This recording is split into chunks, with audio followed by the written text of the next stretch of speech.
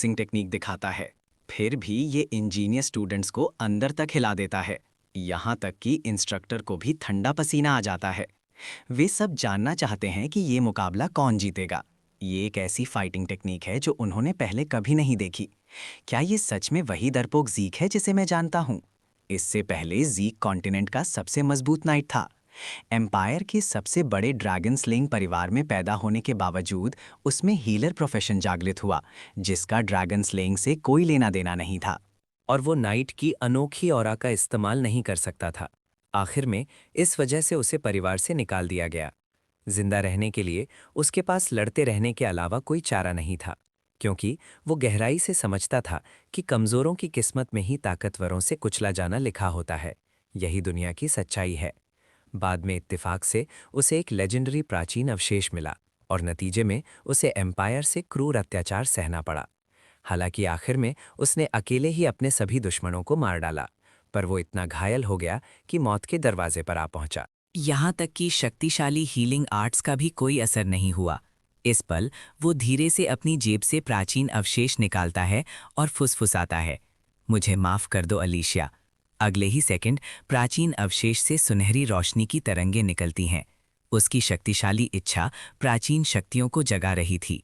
प्राचीन dragon soul एक मजबूत इच्छा शक्ति वाले व्यक्ति की आत्मा पर खुद को अंकित कर लेगी और इमरजेंसी उपायों को शुरू कर देगी। क्या ज़ीक ट्रैकर इसके लिए सहमत है? पहले तो उसे ये सब बकवास लगता है, इसलिए वो बिना सोचे समझे हाँ कह देता है। फिर एक नोटिफिकेशन विंडो दिखाई देती है जो एक ऐसी शक्ति को एक्टिवेट कर रही है जिसे बदला नहीं जा सकता। जैसे ही काउंटडाउन खत्म होता है, अगले ही पल जब वो अपनी आंखें दोबारा खोलता है तो उसे पता चलता है कि वो अतीत में लौट आया है। लेकिन वो जल्दी ही सब कुछ स्वीकार कर लेता है। उसे साफ साफ याद है, ये ड्रैकर परिवार का ट्रेनिंग क्रेडल है। ड्रैगन स्लेयर ड्रैकर वो हीरो है जिसने 1000 साल पहले इंसानों और ड्रैगन्स के बीच हुए महायुद्ध के दौरान दुष्ट ड्रैगन बहामुत को मारा था और कॉन्टिनेंट को बचाया था। और ड्रैकर परिवार, जो 3 सुपर परिवारों में से एक है, ड्रैगन स्लेयर ड्रैकर और ड्राकर के वंशजों द्वारा स्थापित किया गया था। इस वजह से ड्राकर के खून वाले हर किसी को ऑरा का आशीर्वाद मिल सकता है। वे ज्यादा आसानी से अपनी ऑरा को जगा सकते हैं और नाइट्स बन सकते हैं। लेकिन अकेले ज़ीक ही इसका अपवाद है। तभी उसके सामने एक नोटिफिकेशन विंडो दिखाई देती है। प्राचीन ड्रैगन सोल चुने हुए व्यक्ति की आत्मा के साथ पूरी तरह से मिल चुकी है। अगले ही पल उसकी आंखों के सामने अनगिनत विंडोज आ जाती हैं। ज़ीक ड्रैकर, क्लास, हीलर, टाइटल, जिसे प्राचीन ड्रैगन का आशीर्वाद मिला है। वो हैरान रह जाता है। ये एक जादुई छवि जैसा है जो पार देख सकती है। और क्लास और स्किल जैसे शब्द आज के समय में इस्तेमाल नहीं किए जाते। उसे अचानक अपने मास्टर की कही बात याद आती है कि प्राचीन लोग व्यक्तिगत क्षमताओं को अलग अलग क्लासेस में बांटते थे और क्लासेस से निकली टेक्निक्स को स्किल्स कहते थे। तो उसका हीलर प्रोफेशन हीलिंग स्किल्स का इस्तेमाल कर सकता है। उस समय उसके मास्टर ने उसे रोजाना ट्रेनिंग करवाई थी, ये दावा करते हुए कि हीलर्स को शारीरिक रूप से मजबूत होना चाहिए। खैर, अभी की स्थिति से वो अब एक हीलर है। अगले ही सेकंड उसके हाथों से एक शुद्ध सफेद रोशनी निकलती है। तो ये सच है। अपने पिछले जीवन में वो 20 साल की उम्र में अपना ईथर खोलने के बाद एक हीलर बना था। अब वो अपनी आंखें बंद करता है और ध्यान लगाना शुरू करता है। बिल्कुल, उसका ईथर पहले ही खुल चुका है। हालांकि उसकी पहले ट्रेन की हुई बॉडी जा चुकी है, लेकिन वो अपने स्किल्स और यादों के साथ लौटा है, जिससे इस बार वो ज़्यादा फायदेमंद स्थिति में है। इस सब का बेहतर इस्तेमाल करने के लिए उसे अपने हाथ में मौजूद पत्तों को समझने की ज़रूरत है। तभी ज़ीक का बटलर डकर धीरे से उसके सामने आता है। वो कहता है, क्या आप आज का ज़रूरी काम भूल गए हैं? छोटे मालिक, ज़ीक हमेशा से डेकर से डरता था। भले ही उसका दिमाग अब 32 साल का है, लेकिन उसकी हड्डियों में बसा डर मिटाया नहीं जा सकता। तभी प्रोफेशनल स्किल काम एक्टिवेट हो जाती है और उसकी घबराहट तुरंत गायब हो जाती है। ये अपने आप भी एक्टिवेट हो सकती है। उसी पल डेकर धीरे से बोलता है, छोटे मालिक, क्या आप मेरी बात सुन रहे हैं? ज़ीक ने जवाब दिया, बिल्कुल। तुम पेनिट्रेशन एवैल्यूएशन टेस्ट की बात कर रहे हो, आए? ड्रेकर के खून वाले सभी बच्चों को 7 साल की उम्र में क्रेडल में प्रवेश करना होता है, 5 साल के कठोर ट्रेनिंग के लिए। पैनक्रिएशन बिना नियमों के लड़ी जाने वाली लड़ाई है। इंस्ट्रक्टर्स पैनक्रिएशन और तलवारबाजी के मैचों के जरिए स्टूडेंट्स का मूल्यांकन करते हैं।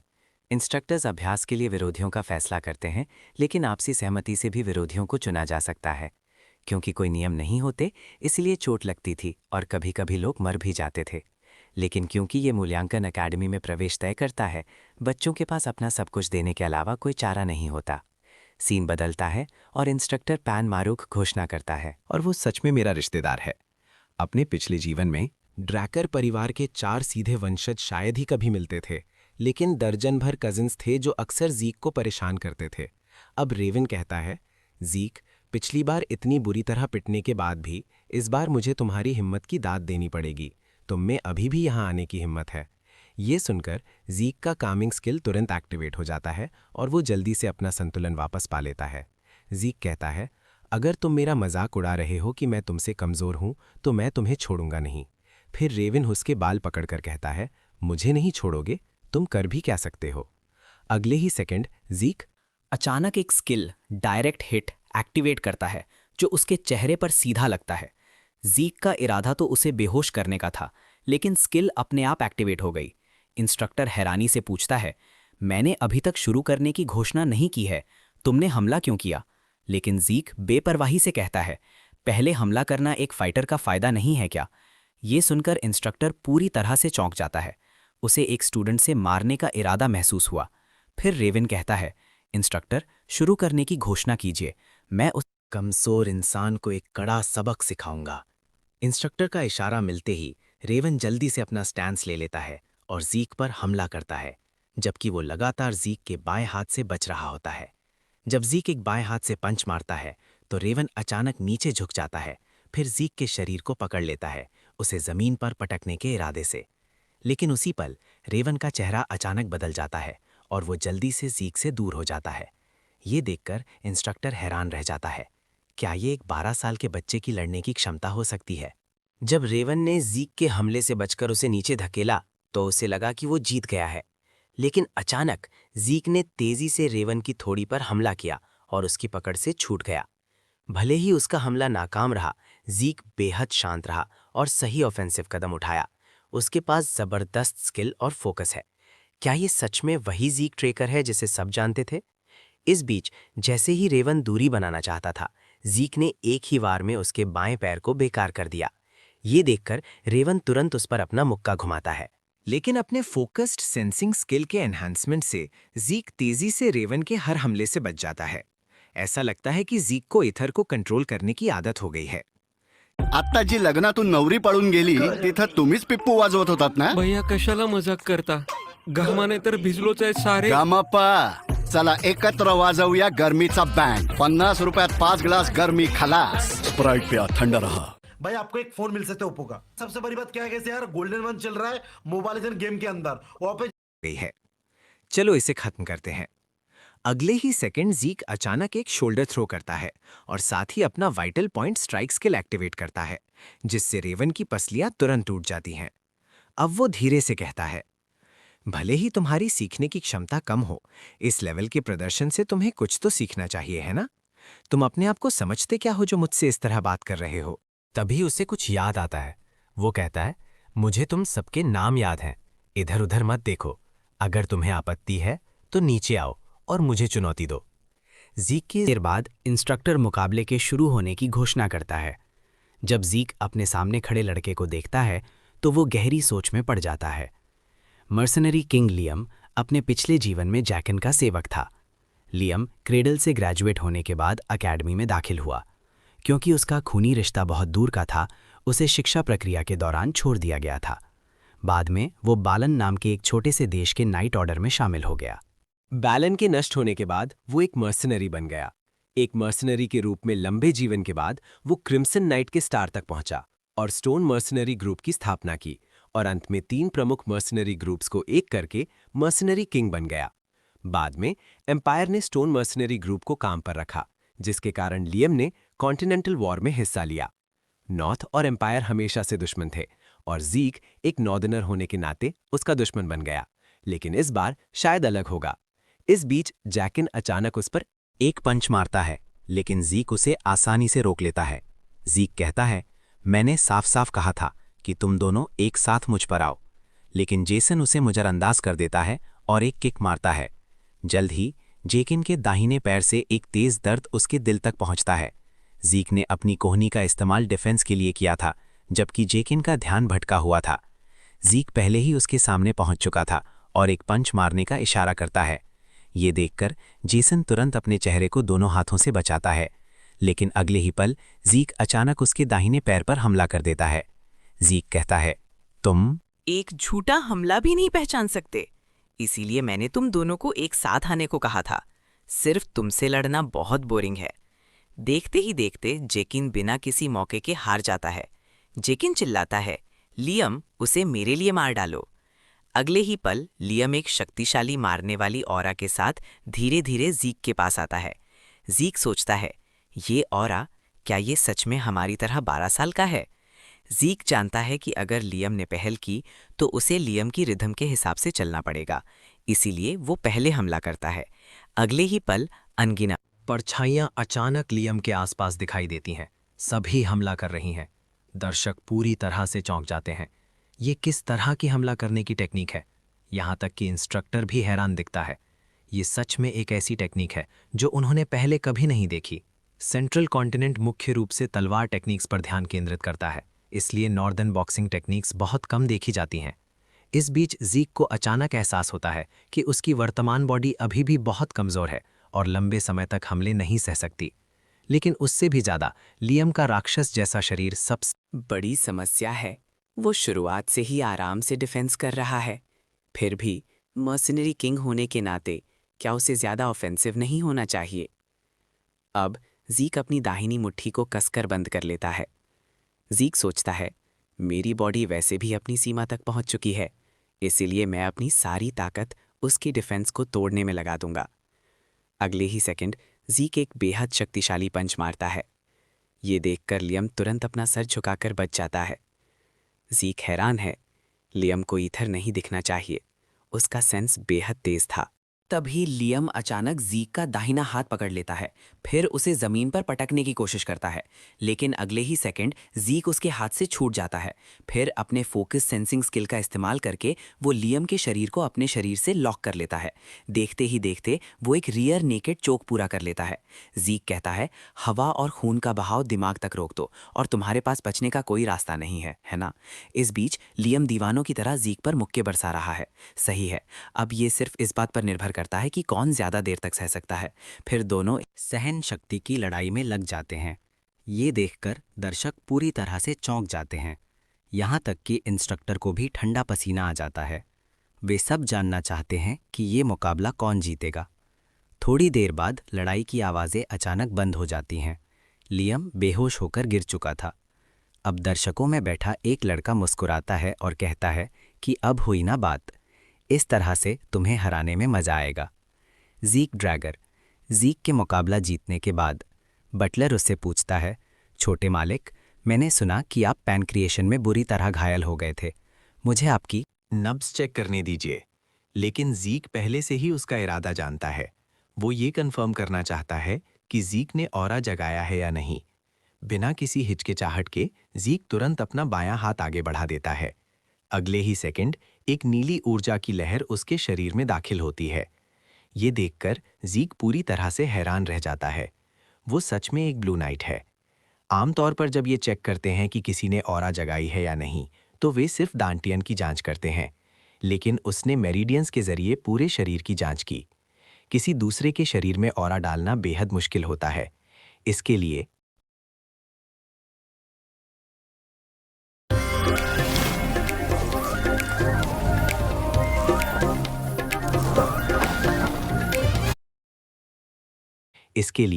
ऑरा पर सटीक नियंत्रण की ज़रूरत होती है। वो सच में एक ब्लू नाइट है। नाइट्स की भी अलग अलग रैंक्स होती हैं, जो लड़ाई की शक्ति और ऑरा नियंत्रण क्षमता के आधार पर कई स्तरों में बांटी जाती हैं। वाइट स्वॉर्ड्समैन उस स्टेज पर होते हैं जब वे तलवारबाजी सीख रहे होते हैं। आशीर्वाद समारोह से पहले क्रेडन में ज़्यादातर बच्चे वाइट स्वॉर्ड्समैन होते हैं। ऑरेंज स्वॉर्ड्समैन उस स्टेज पर होते हैं जहां डांटिंग खोलकर ट्रेनिंग की जाती है। ऑरा जगाने के बाद क्रेडल में स्टूडेंट्स आशीर्वाद मिलने के बाद ऑरेंज स्पोर्ट्समैन बन जाते हैं, जो ऑरा को स्वतंत्र रूप से नियंत्रित कर सकते हैं। पर्पल नाइट्स उस स्टेज पर होते हैं जहां वे नाइट की उपाधि हासिल कर सकते हैं और अपनी तलविमजन नाइट्स बन सके थे। हालांकि ब्लैक नाइट्स भी होते हैं, लेकिन ऐसा स्तर पूरे कॉन्टिनेंट में दुर्लभ है। वो सोचता है कि नाइट कैप्टन लेवल का कोई व्यक्ति बटलर कैसे बन गया, लेकिन ये बेकार है क्योंकि ऑरा बिल्कुल भी ईथर का पता नहीं लगा सकती। बटलर धीरे से कहता है, छोटे मालिक, क्या आप मुझसे कुछ छिपा रहे हैं? ज़ीक कहता है, तुम ऐसा क्यों कह रहे हो? लगता है तुम ही कुछ छिपा रहे हो, डेकर। बटलर कहता है, छोटे मालिक, आप अचानक इतने कैसे बदल गए? ये सुनकर ज़ीक तुरंत अपनी बात बदलता है। तुम्हें पूछना चाहिए कि मैं अभी ही क्यों बदला। मैं आगे और भी बदलूंगा। सब कुछ अपनी सही जगह पर वापस आ जाएगा। तुम्हें बस मेरे पीछे चलना है। बटलर कहता है, मैं समझ गया छोटे मालिक, आपके कहे अनुसार मैंने ट्रेनिंग रूम तैयार कर दिया है। फिर ज़ीक ये सोचते हुए चला जाता है कि अगर बटलर मुझ पर नज़र रखने वाला कोई है तो मैं जानकारी निकालने के लिए उसे अपने करीब रखूंगा। लेकिन सवाल ये है कि वो किसकी तरफ है? शायद मेरे भाई बहनों में से किसी एक की तरफ। सीन बदलता है और ज़ीक अपने पर्सनल ट्रेनिंग रूम में पहुंचता है। फिर वो अपनी स्टेटस विंडो खोलता है। विंडो डिस्प्ले से पता चलता है कि कई स्किल्स नॉविस से प्रोफेशनल लेवल पर आगे बढ़ चुकी हैं। वो उलझन में है। क्या ये अपने आप एक्टिवेट होने वाली स्किल्स शुरुआत से ही थीं? क्या बाद में सीखी गई स्किल्स भी स्किल बार में दिखेंगी? लेकिन प्रोफेशनल स्किल्स और नॉर्मल स्किल्स में क्या फ़र्क है, जबकि दोनों एक ही तरह से एक्टिवेट होती हैं? और यहाँ ड्रैगन रेस स्किल्स भी हैं। इसे खोलने के लिए असल में 10 पॉइंट्स चाहिए। अचीवमेंट पॉइंट सिर्फ राक्षसों को मारकर ही मिल सकते हैं, जिसके लिए कम से कम पर्पल नाइट जितनी ताकत चाहिए। मैं अतीत में क्यों लौटा और ये सिस्टम क्या है? प्रोफेशनल स्किल्स को देखते हुए ये प्राचीन अवशेष से जुड़ा होना चाहिए। फिलहाल यहाँ अभी भी बहुत कम जानकारी है, लेकिन जब तक मैं और ताकतवर बन सकता हूँ, मैं कुछ भी करने को तैयार हूँ, चाहे वो सिस्टम हो या ड्रैकर परिवार। इस दुनिया में 2 शक्तियाँ हैं, नाइट्स की ऑरा और मेजिस का माना। नाइट्स दांतियान के जरिए ऑरा कंट्रोल करते हैं, मेजिस रिंग्स के जरिए माना कंट्रोल करते हैं, और ये दोनों शक्तियां एक दूसरे से टकराती हैं। ज़ीक का टैलेंट इतना खराब था कि उसके पास ना तो दांतियान था और ना ही मैजिक रिंग। बाद में जब परिवार ने उसे छोड़ दिया तो वो अपने मास्टर से मिला। उसके मास्टर ने उसे हीलर प्रोफेशन जगाने में मदद की और उसे ईथर का इस्तेमाल करना सिखाया। तो वो और उसके मास्टर इस दुनिया में अकेले लोग हैं जो ईथर शक्ति का इस्तेमाल कर सकते हैं।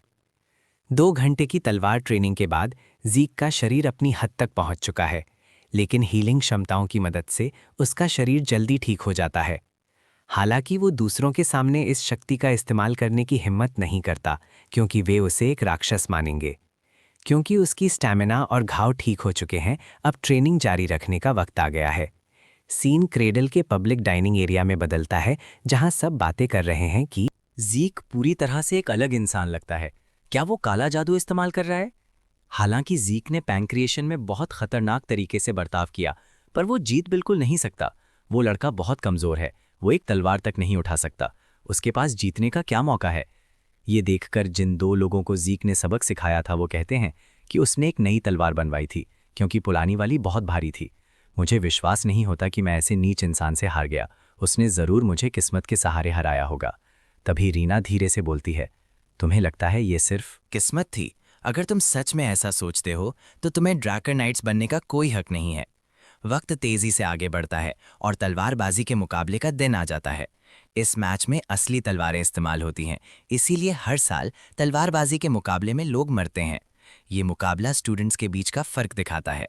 साल के आखिरी मूल्यांकन के 1 महीने बाद ड्रैकर ऑरा अवेकनिंग आशीर्वाद समारोह आयोजित किया जाएगा। अब ज़ीक एक भारी तलवार पकड़े धीरे धीरे स्टेज पर आता है। उसकी विरोधी रीना है। रीना कहती है, मैं तुम्हें अपना विरोधी चुनती हूँ। ज़ीक खुशी से उस चुनौती मंजूर कर लेता है। अब रीना को अचानक एहसास होता है कि ज़ीक उतना सीधा नहीं है। क्या ऐसा हो सकता है कि क्योंकि उसका शरीर बड़ा हो गया है, उसकी ऑरा भी मजबूत हो गई है? लेकिन वो जल्दी ही शांत हो जाती है, ये सोचकर मैं उसे वैसे ही निपटूंगी जैसे पहले निपटी थी। अब ज़ीक के पसीने छूटने लगते हैं। शाइनिंग नाइट के साथ मुकाबला करना अभी भी घबराहट पैदा करने वाला है। रीना कॉन्टिनेंट के सबसे एक्टिव 5 स्टार नाइट्स में से एक है। उसने आशीर्वाद समारोह से पहले ही अपनी ऑरा जगा ली थी और उसे कई पीढ़ियों में एक बार पैदा होने वाली जीनियस कहा जाता है। हालांकि इस समय तक उसे अपनी ऑरा जगाए और एक मजबूत नींव बनाए हुए कई साल हो चुके हैं। वो क्रेडल में ऑरा का बिल्कुल भी इस्तेमाल नहीं करती। तभी इंस्ट्रक्टर के इशारे के साथ रीना सीधा जीक पर एक थ्रस्ट हमला करती है। जीक तुरंत उससे दूरी बना लेता है, लेकिन पलक झपकते ही रीना पहले ही उसके पीछे आ चुकी है और फिर एक जोर का तलवार का वार करती है, जिससे जीक तुरंत दर्जनों मीटर दूर जा गिरता है। मुझे ऐसी उम्मीद नहीं थी कि वो इतनी शक्तिशाली होगी।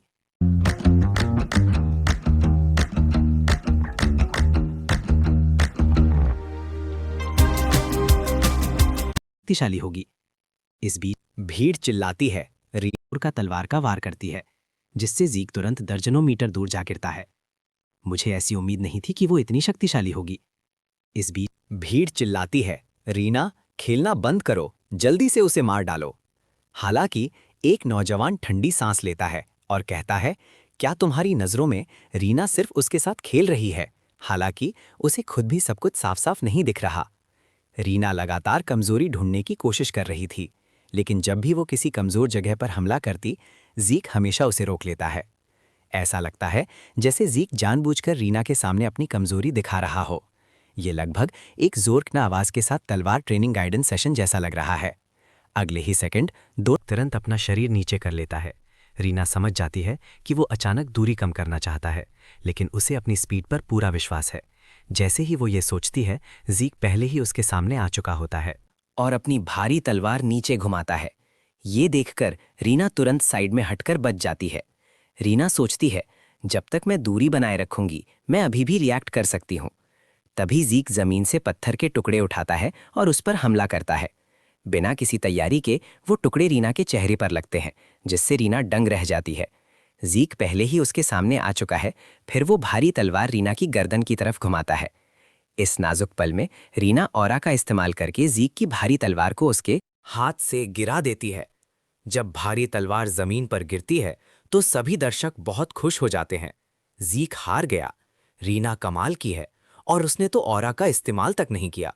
लेकिन इंस्ट्रक्टर का चेहरा बहुत सख्त है। ये सही नहीं है। हालांकि स्टूडेंट्स ने शायद ध्यान ना दिया हो। जिस पल जीक का हमला रीना से टकराया, उसने थोड़ी सी लगभग ना दिखने वाली ऑरा का इस्तेमाल किया था। रीना ने अकेडमी में आने से पहले ऑरा का इस्तेमाल ना करने की कसम खाई थी। क्या वो अब अपनी बात से पलट गई है? तभी जीक उसके पास आता है। जीक रीना की गर्दन पर एक मुक्का मारता है। फिर रीना अपनी गर्दन पकड़कर जमीन पर घुटनों के बैल बैठ जाती है। ये देखकर भीड़ नाराजगी जताती है। ये एक तलवारबाजी का मुकाबला है। हम जीक को इस तरह के घटिया तरीके इस्तेमाल करते हुए नहीं मान सकते। एक नाइट के रूप में अपनी तलवार खोना शर्म की बात है। जीतने वाली रीना होनी चाहिए। लेकिन जीक इस बात को बिल्कुल घास नहीं डालता। क्या सिर्फ जीतना ही काफी नहीं है? अब जीक धीरे से रीना से कहता है, क्या तुम आगे लड़ना चाहती हो? रीना कहती है, मैं हारी नहीं हूं, मैंने बस ध्यान भटका लिया था और तुम्हें एक मौका दे दिया। लेकिन उसे जल्दी ही एहसास होता है कि अगर उसके हाथ में एक छोटी तलवार होती तो वो पहले ही मर चुकी होती। थोड़ी देर बाद रीना सबके सामने घोषणा करती है, मैं हार गई। ये सुनकर सभी दर्शक पूरी तरह से चौंक जाते हैं। कुछ दिन पहले जीक को परिवार ने किसी काम का नहीं समझा था। आज उसने सच में रीना को हरा दिया, जिसे परिवार में एक जीनियस माना जाता है। जीक के तलवारबाजी का मुकाबला जीतने के बाद उसकी जीत पूरे क्रीडल में एक बड़ा झटका लाती है, जबकि वो खुद ट्रेनिंग रूम में छिपकर जी जान से ट्रेनिंग कर रहा है। अब वो अपनी स्टेटस विंडो खोलता है। बिल्कुल, जब प्रोफिशिएंसी एक्सपर्ट तक बढ़ जाती है तो स्किल्स का लेवल इंप्रूव हो जाता है। 1 महीने पहले तलवारबाजी के मुकाबले में सीखी गई क्विक स्टेप स्किल की प्रोफिशिएंसी अब स्किल्ड हो चुकी है। इस वक्त जीक अपने पीछे दरवाजे की तरफ देखकर कहता है, डेका, तुम यहाँ कैसे? बटलर कहता है, छोटे मालिक, हम निकलने के लिए तैयार हैं। दूसरी जगह एक काले बालों वाला आदमी परेशान होकर कहता है, एबल, ऐसी हालत में भी तुम चाय कैसे पी सकते हो? वो लड़का, जीक ने रीना को हरा दिया, लेकिन एबल बेपरवाही से कहता है, ज्यादा चिंता मत करो, तुम हमेशा बातों को कुछ ज्यादा ही दिल पर ले लेते हो। मुझे अपने परिवार के घर लौटे बहुत वक्त हो गया है। मैं सोच रहा हूं कि हमारा छोटा भाई किस तरह की अनोखी क्षमताएं जगाएगा। मैं इस बारे में बहुत उत्सुक हूं। सीन बदलता है और जीक एक बग्घी पर बैठकर पैतृक शहर की तरफ निकल पड़ता है। ड्रेकर परिवार का पैतृक शहर डची ऑफ ट्रॉय में स्थित है, जबकि उनका मुख्यालय कॉन्टिनेंट पर मिडिललैंड के 4 सीजन शहर में है। हाई, लेकिन आशीर्वाद समारोह पैतृक शहर में ही होना चाहिए, जो कि ड्रैगन स्लेयर की कथाओं का शुरुआती स्थान है। थोड़ी देर बाद जीक ड्रैकर परिवार के पैतृक शहर ड्रैगन स्लेयर रेल में पहुंच जाता है।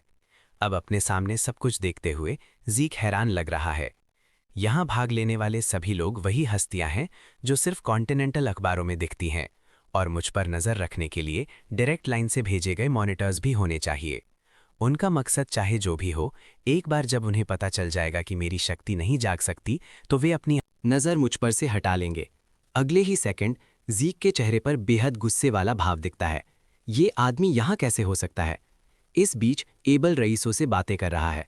वो बताता है कि वो आशीर्वाद समारोह देखने आया है क्योंकि नाइट्स के इस बैच में उसका प्यारा भाई भी शामिल है, ड्रैकर परिवार का दूसरा बेटा, जिसे लायन सोर्ड एबल ड्रैकर के नाम से जाना जाता है। लेकिन पिछले जीवन से ज़ीक जानता है कि स्लॉटर नाइट का खिताब उस पर ज़्यादा जचता है। अब वो खुद को शांत रखने की पूरी कोशिश करता है क्योंकि वो इस वक्त कुछ नहीं कर सकता। उसे साफ याद है कि उसके पिछले जीवन में एबल कभी आशीर्वाद समारोह में शामिल नहीं हुआ था। क्या उसके कामों ने भविष्य बदल दिया है? शायद इस जीवन में कोई मौका मिले। इस बीच आशीर्वाद समारोह औपचारिक रूप से शुरू होता है। भाग लेने वाला सबसे पहला व्यक्ति एरन है। वो अपना दाहिना हाथ पानी में डालता है और फिर अपनी हथेली पर कट लगाता है। अगले ही सेकंड एक नीली ऊर्जा तुरंत उसे घेर लेती है और फिर उसके दांत्यन में जमा हो जाती है। ड्रेकर के सभी परिवार वालों को अपना दांत्यन खोलने और 12 साल की उम्र में ऑरा जगाने के लिए आशीर्वाद समारोह से गुजरना पड़ता है जब वे ग्रेजुएट होते हैं। क्रेडल से अगला नंबर रीना का है। कुछ दुर्लभ मामलों में खास स्थितियां पैदा होती हैं जिसमें ऑरा जगाने के साथ साथ ड्रैगन स्लेयर की खासियत हिंडर माना भी जागृत हो जाती है। तभी माना लैंप अचानक लाल रंग में चमकने लगता है। ये देखकर दर्शक सब बहुत उत्सुक हो जाते हैं क्योंकि ये एक प्योर ब्लड अवेकनिंग है जो क्रिम्सन नाइट या यहाँ तक कि ब्लैक नाइट लेवल तक पहुँच सकती है। फिर इंस्ट्रक्टर उन्हें ग्लव्स लाने का इशारा करता है। हिंडर माना खासियत के कारण कोई भी परिवार के खास तौर पर बनाए गए ग्लव्स के बिना आमतौर पर नहीं जी सकता। खुद को प्योर ब्लड साबित करने के बाद वो अब ड्रेकर नाम का इस्तेमाल कर सकती है और परिवार के विभिन्न विशेष अधिकार प्राप्त कर सकती है। तभी ज़ीक धीरे धीरे अवेकनिंग समारोह के मंच पर खड़ा होता है। अब सभी दर्शक बहुत खुश महसूस करते हैं। उसने रीना को हराया, वो पक्का प्योर ब्लड अवेकनिंग वाला होगा। लेकिन ज़ीक अपने सामने सब कुछ घूर कर देखता है और सोच में डूब जाता है। मैंने कभी नहीं सोचा था कि मैं इस मनहूस ब्रॉन्ज स्टैचू के सामने दोबारा खड़ा होऊंगा। अपने पिछले जीवन में उसने दांत पीसकर क्रेडल में गुजारा किया था, सिर्फ ड्रेकर परिवार में पहला अवेकनिंग फेलियर बनने के लिए। लेकिन इस बार सब अलग होगा। सिर्फ वो हील नहीं कर सकता बल्कि वो ईथर को भी कंट्रोल कर सकता है, और सबसे ज़रूरी बात, वो अपनी खुद की इच्छा शक्ति से खड़ा हुआ है। तो इस बार मेहरबानी कर मनहूस ब्रॉन्ज स्टैचू। लेकिन ब्रॉन्ज स्टैचू कोई रिएक्शन नहीं दिखाता। ये देखकर सभी दर्शक पूरी तरह से चौंक जाते हैं। यहाँ तक कि एबल का चेहरा भी गंभीर हो जाता है। ऐसा पहले कभी नहीं हुआ। तो ऐसी बात है, मुझे कभी उससे कोई उम्मीद नहीं रखनी चाहिए थी। ये सब उस शख्स की गलती है जिसने मुझे बेकार की उम्मीद लगाने पर मजबूर किया। भीड़ चौंक गई है। जागने की कोई संभावना नहीं है। एक सीधे वंशज के साथ ऐसा कैसे हो सकता है?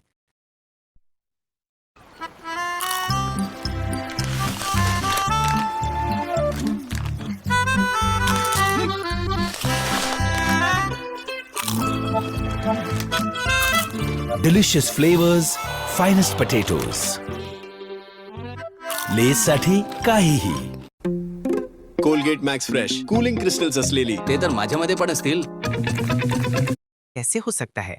वो सच में परिवार के लिए कलंक है। तभी ज़ीक के सामने एक नोटिफिकेशन विंडो दिखाई देती है। वेरिफिकेशन डिवाइस में सही प्रोफेशन की जानकारी ना होने की वजह से प्रोसेसिंग के दौरान सिस्टम एरर से जानकारी में देरी हुई। जानकारी का इनपुट अब पूरा हो गया है। डिवाइस यूजर की क्षमता को हीलिंग के रूप में वेरीफाई करता है। प्रोफेशन ओपनिंग पक्की हो गई है। अगले ही सेकंड एक लाल रोशनी तुरंत ब्रॉन्ज स्टैचू को घेर लेती है। ये देखकर दर्शक सभी पूरा है जिसका सब अंदाजा लगा सकते हैं। AWL के एक ही तलवार से ज़ीक और रीना दोनों को हराने के ठीक बाद अचानक ड्यूक की आवाज गूंजती है। ओह, तुमने सच में